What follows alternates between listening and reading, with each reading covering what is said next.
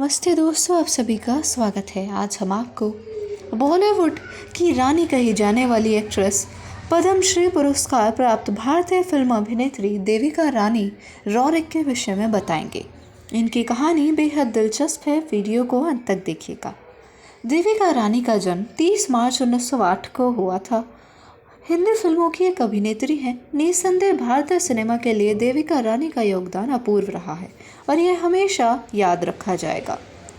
जिस जमाने में भारत की महिलाएं घर की चार दीवारी के भीतर भी घूंघट में मुंह छुपाए रहती थी, देविका रानी ने चलचित्रों में काम करके अदम्य साहस का प्रदर्शन प्रस्तुत किया। उन्हें उनकी अद्वितीय सुंदरता के लिए भी याद किया जाता रहेगा। देविका रानी भारतीय रजत पट की पहली नायिका का जन्म वॉल्टेयर विशाखापट्टनम में हुआ था। वे विख्यात कवि श्री रविंद्रनाथ टैगोर के वंश से संबंधित थी। श्री टैगोर उनके चचेरे परदादा थे। देविका रानी के पिता कर्नल एम.एन. चौधरी मद्रास के पहले सर्जन जनरल थे। उनकी माता का नाम श्रीमती लीला चौधरी था। स्कूल की शिक्षा समाप्त करने के बाद 1920 के दशक के आरंभिक वर्षों में देविका रानी नाट्य शिक्षा ग्रहण करने के लिए लंदन चली गई और वहां वे royal academy of democratic art और रॉयल एकेडमी ऑफ म्यूजिक नामक संस्थाओं में भर्ती हो गई।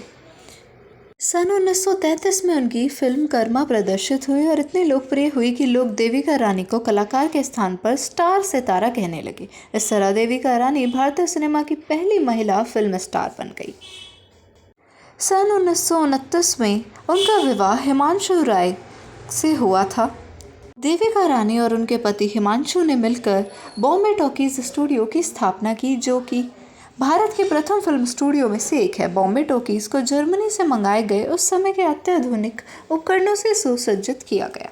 अशोक कुमार, दिलीप कुमार, मधुबाला जैसे महान कलाकारों ने बॉम्बे टॉकीज में काम किया है।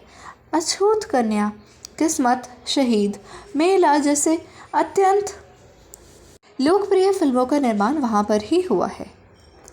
सन 1940 की बात करें तो सन 1940 में देविका रानी विधवा हो गई। बॉम्बे टॉकीज का संपूर्ण संचालन उनके पति हिमांशु राय किया करते थे। देविका रानी ने अपने स्टूडियो बॉम्बे टॉकीज के संचालन के लिए जी जान लगा दी, परंतु सन 1943 में शशधर और अशोक कुमार तथा अन्य विश्वसनीय लोगों के स्टूडियो से नाता तोड़ लेने की वजह से वे असहाय हो गई। उन लोगों ने बॉम्बे टॉकीज से संबंध समाप्त करके फिल्मिस्तान नामक नए स्टूडियो बना लिया। इसके बाद उन्होंने रूसी चित्रकार स्वेतोस्लाव रॉरिक के साथ सन 1945 में विवाह कर लिया और बेंगलोर में जाकर बस गई। देविका रानी का अंतिम संस्कार संपूर्ण राजकीय सम्मान के साथ किया गया था। उन्होंने कई फिल्मों में काम किया, जैसे हमारी बात, अनजान, सावित्री, पुनर्मिलन, इज्जत, जन्मभूमि, जीवन नैया, जवानी की बात इत्यादि उनकी प्रमुख फिल्मों के नाम हैं। धन्यवाद आप सभी का।